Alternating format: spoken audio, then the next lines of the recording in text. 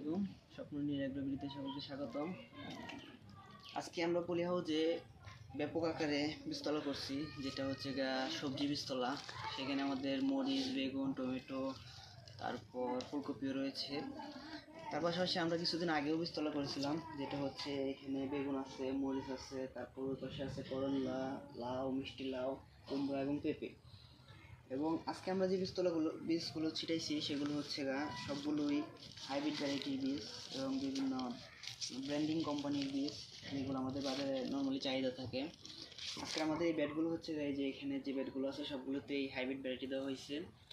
আর আমরা যেগুলো আগে দিয়েছিলাম সবগুলোই হচ্ছে স্থানীয় জাত, যেগুলো স্থানীয় চাহিদা বেশি থাকার কারণে ওই স্থানীয় জাতগুলো আমাদের এলাকায় করা হয়।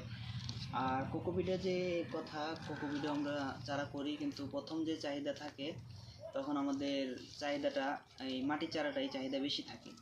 কারণ প্রথম অবস্থায় একবার বীজ চারা লাগাইলেও তারপর অনেক সময় বৃষ্টিতে নষ্ট হয়ে যায়, তার জন্য মাটির চারাটা একটু রেটটা কম থাকে, তার জন্য এটা চাহিদাটা একটু বেশি থাকে আর কি। আর কোকোপিটটা নর্মালি কিছুদিন পর থেকে আমরা রেগুলারলি কোকোপিটে চারা করব। আর আমাদের কাছে ইনশাল্লাহ আর 20 থেকে 25 দিন পর থেকেই সকল ধরনের চারা পাবেন। এবং যাদের যে ধরনের চারা প্রয়োজন আমাদেরকে অর্ডার করবেন, আমরা ইনশাল্লাহ করে দিই। সকলকে ধন্যবাদ।